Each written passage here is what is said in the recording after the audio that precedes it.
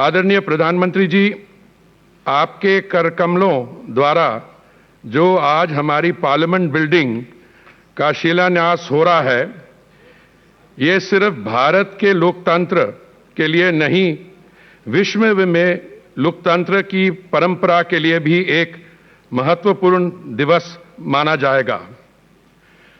जब भी डेमोक्रेसी की चर्चा होती है और जो डेमोक्रेसी का नैरेटिव है, उसमें इस बात की जानकारी शायद कम है कि गणतंत्र और लोकतंत्र भारत में बहुत पूर्व से विद्यमान रहे हैं। जब यूनानी यात्री मेगास्थनीज भारत में 302 वर्ष पूर्व ईसा पूर्व में आए थे, तो उन्होंने भारत में गणतंत्र को देखा था और अपनी पुस्तिका इंडिका में इसकी चर्चा भी की थी। इसी तरह गौतम बुद्ध जी के काल में भी वैशाली में गणराज्य का स्वरूप मौजूद था। आदरणीय प्रधानमंत्री जी, पिछले 6 वर्ष के कार्यकाल में आपने हमारे देश के गौरवशाली इतिहास का समावेश करते हुए एक आधुनिक, मजबूत, संपन्न और आत्मनिर्भर भारत की आधारशिला रखी है। इस क्रम में आज एक बहुत महत्वपूर्ण दिन है। जो हमारे मौजूदा संसद भवन है, वह 93 वर्ष पूर्व एक इंपीरियल लेजिस्लेटिव काउंसिल के रूप में बनाया गया था।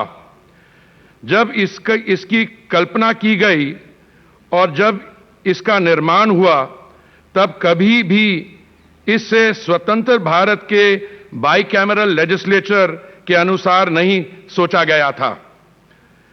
हमारे वर्तमान संसद भवन में विधायिका के संचालन में हमेशा से बड़ी परेशानियां आती रही हैं, जिन्हें पूर्व के सभापतियों द्वारा रेखांकित भी किया गया था।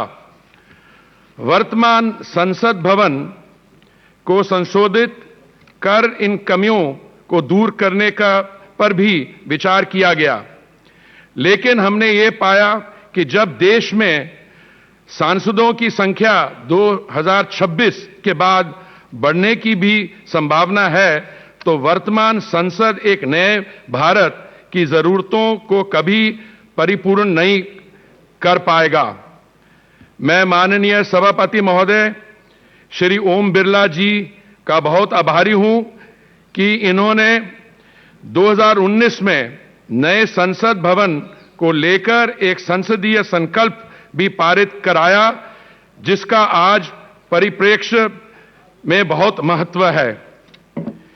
ये हमारे देश का परम सौभाग्य है कि हमें ऐसे अग्रसोची प्रधानमंत्री मिले, जिन्होंने देश की वर्तमान और भविष्य की जरूरत को पहचाना और नए भारत के लिए एक नवीन, अनूठे और प्रभावी संसद की परिकल्पना की। ये भवन एक आत्मनिर्भर भारत के आपके संकल्प का भी एक वास्तविक रूप होगा। मैं माननीय प्रधानमंत्री जी को धन्यवाद देना चाहूंगा कि उनके निर्णायक नेतृत्व में इस महत्वपूर्ण राष्ट्रीय परियोजना का शुभ आरंभ किया जा रहा है।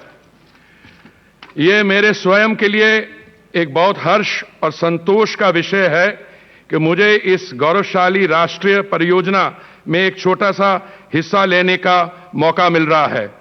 मैं अपने मंत्रालय की ओर से सभी को आश्वस्त करना चाहूंगा कि हम इस परियोजना को पूरी निष्ठा और समर्पण के साथ पूरा करेंगे।